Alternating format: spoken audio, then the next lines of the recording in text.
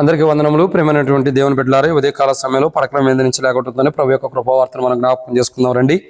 మరి ఈరోజు చూసినట్లయితే 9వ తారీఖు శుక్రవారం, జనవరి నెల 2026వ సంవత్సరము. ఈ ఉదయకాలం పడకల మించి లేకుంటుందని ప్రభు యొక్క కృపావార్తను విందాం రండి.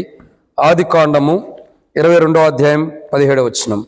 ఆది కాండము 22వ అధ్యాయం మనం చూసినట్లయితే 17వ వచనాన్ని మనం జ్ఞాపకం చేసుకుందాం. ఆది కాండం 22వ అధ్యాయం 17వ వచనం.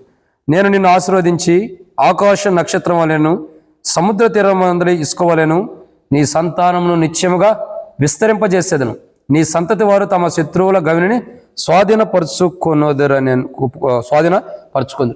కాబట్టి ఉదయకాల సమయంలో ప్రేమ దేవుని బిడ్డలారా, ఉదయకాల సమయంలో పడక మించి లేకుండా ప్రభు యొక్క కృపావర్తను చూసినట్టయితే ఈరోజు ఆది కాండం 22వ అధ్యాయం 17వ వచనంలో సముద్ర తీరమందలి ఇసుక వలె నీ సంతానమును నిశ్చయముగా విస్తరింపజేసేదనని దేవుడు అబ్రహాముతో సెలవిస్తున్నటువంటి మాటను మనం చూస్తున్నాం.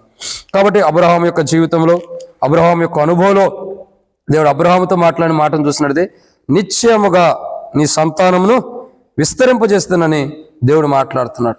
కాబట్టి ఇది అబ్రహాం యొక్క అనుభవాన్ని, అబ్రహాం యొక్క జీవితాన్ని మనం చూస్తున్నాం. అబ్రహాం దేవుడు ఖచ్చితంగా ఇసుక రేణువుల వలె, ఇంకా నీ సంతానం నిశ్చయముగా సముద్ర తీరమందలి ఇసుక రేణువుల వలె విస్తరింపజేస్తానన్నాడు.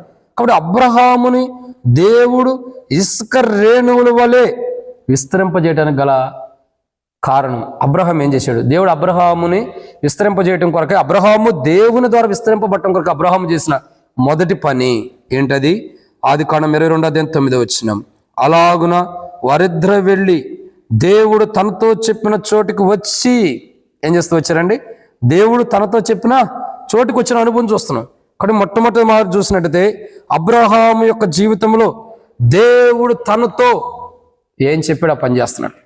చూడండి, అబ్రహాముతో భూదిగాంతముల వరకు నీ సంతానమును ఇసుక రేణువుల వలె విస్తరింపజేస్తానని ఎందుకు అంటున్నాడంటే, అబ్రహాము దేవుడు ఏం చెబుతున్నాడో అది చేస్తున్నాడు.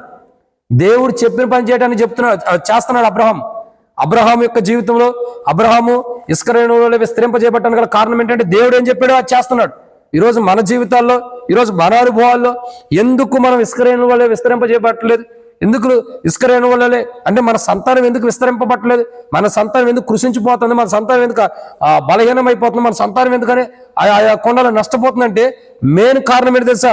అబ్రహాము దేవుడు తనతో చెప్పినట్టు చేసినట్టు మనం చేయట్లా. అబ్రహాముతో దేవుడు ఏం చెప్పాడు ఆ మాట ప్రకారం అబ్రహాము చేస్తున్నాడు. అదే రీతిలో దేవుడు అబ్రహాంకి ఏం చెప్పాడు ఆ మాట ప్రకారం అబ్రహాం జీవిస్తున్నాడు. మనతో దేవుడు ఏం చేస్తున్నాడు ఆ ప్రకారం మనం జీవిస్తలేదు. కాబట్టి మనతో దేవుడు మనతోనే కాదు, మన కుటుంబాన్ని విస్తరింపజేయకపోవడానికి మెయిన్ రీజన్ ఇదే. కారణం ఏంటంటే దేవుడు అబ్రహాముతో చెప్పిన మాట అబ్రహాం విన్నాడు. మనతో దేవుడు ఏం చెబుతాడు ఆ మాట మనం వింటే ఖచ్చితంగా మన కుటుంబం విస్తరింపజేయబడింది. లేకపోతే నాశనాన్ని తెచ్చుకునే వారు ఉంటాం. ఇది మొదటిది. రెండవ విషయం చూడండి, ఆది కాండం 9వ అధ్యాయం 22వ అధ్యాయం 9వ వచనం. దేవుడు అతనితో చెప్పిన చోటుకు వచ్చినప్పుడు అబ్రహాం ఏం చేస్తున్నాడు? దేవుడు తనతో ఏం చేస్తున్నాడు? దేవుడు చెప్పిన చోటుకు వస్తున్నాడు అబ్రహాం. ఎక్కడ పడితే అక్కడికి వెళ్తలా, ఎక్కడ పడితే అక్కడికి నివసించడానికి ఇష్టపడతలా. దేవుడు ఏ స్థలమునైతే దేవుడు ఉండమంటున్నాడు, ఏ స్థలంలో అయితే దేవుడు ఉండమని చెబుతున్నాడు, ఆ స్థలములో అబ్రహాం వచ్చి ఉంటున్నాడు. అందుకంటాడు కదా, నా యొక్క సన్నిధిలో. ఆది కాండం 17వ అధ్యాయంలో దేవుడు మాట్లాడతాడు. మొదటి వచనం, అబ్రహాము 99 ఏండ్ల వాడినప్పుడు యెహోవా అతనికి ప్రత్యక్షమై, నేను సర్వశక్తి గల దేవుడను, నా సన్నిధిలో నడుచుచు నిందారహితుడివై ఉండుము, నాకును నీకు మధ్య నిబంధన నియమించి ఉన్నాను. కాబట్టి ఇసుక రేణువుల వలె నీ సంతానాన్ని విస్తరింపజేస్తానన్నటువంటి దేవుడు అబ్రహాముతో మాట్లాడినప్పుడు అసలు దేవుడు ఆ నిబంధన లేదా ఇసుక రేణువుల వలె తన సంతానాన్ని విస్తరింపజేయటం కొరకు అబ్రహాము చేసిన మొదటి పని ఏంటంటే దేవుడు తనతో చెప్పిన పని చేశాడు. రెండు, దేవుడు ఎక్కడికి రమ్మన్నాడు అక్కడికి వచ్చి ఉంటున్నాడు. దేవుడు ఎక్కడికి రమ్మన్నాడు అక్కడికి వస్తున్నాడు. ఈరోజు మన జీవితాలు ఏంటంటే దేవుడు ఎక్కడికి వెళ్ళమంటాడు అక్కడికి మనం వెళ్ళాం. దేవుడు ఎక్కడికి వెళ్ళి ఏం చేయమంటాడు అది చేయం. మన ఇష్టమైంది మనం చేసుకుంటాం. అందుకే మన కుటుంబాలు ఫలిస్తల్లా. ఇది రెండు. మూడో విషయం చూసినట్లయితే ఆది కాండం మనం చూసినట్టు 22వ అధ్యాయం. ఆది కాండము 22వ అధ్యాయంలో మనం 3వ మాటను మనం చూస్తున్నాం. ఇక్కడ రాయబడిన మాట ఏంటంటే 9వ వచనం. ఆది కాండం 22వ అధ్యాయం 9వ వచనంలో అబ్రహాం అక్కడ బలిపీఠమును కట్టి ఏం చేశాడండి? బలిపీఠం కట్టిన అనుభవం. మాట చెప్పాలంటే ప్రార్థనా జీవితం అబ్రహాం యొక్క అనుభవంలో, అబ్రహాం యొక్క జీవితంలో బలిపీఠం కట్టినటువంటి అనుభవం ఒక ప్రార్థనా జీవితం ఉంది. ఈరోజు నా కుటుంబ జీవితాల్లో, నా వ్యక్తిగత జీవితాల్లో ప్రార్థనా జీవితం లేదు. దేవునితో ఉండే ప్రార్థనా జీవితం, సహవాసం. ప్రార్థన అంటే దేవునితో సహవాసం. అబ్రహాము సంతానం ఇశ్రాయేలు వల్లనే విస్తరింపజేయబడటానికి మెయిన్ రీజన్ ఏంటంటే అబ్రహాము దేవుడు తనతో చెప్పిన మాట చేస్తున్నాడు. అబ్రహాముని ఎక్కడికి రమ్మన్నాడు? అబ్రహాము అక్కడికి వచ్చి ఉంటున్నాడు దేవుడు రమ్మన్న చోటికి. మూడోదిగా అబ్రహాము దేవునితో సహవాసం కలిగి ఉన్నాడు కాబట్టి అబ్రహాము యొక్క కుటుంబాన్ని ఇశ్రాయేలులో విస్తరింపజేస్తున్నాడు దేవుడు.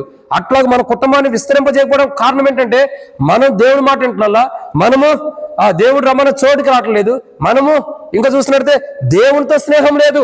అందుకే మన కుటుంబాలు విస్తరింపజేయబట్ల అబ్రహాం కుటుంబం విస్తరింపజేయబట్టడానికి కారణం. నాలుగోదిగా ఆదికాండం 22వ అధ్యాయం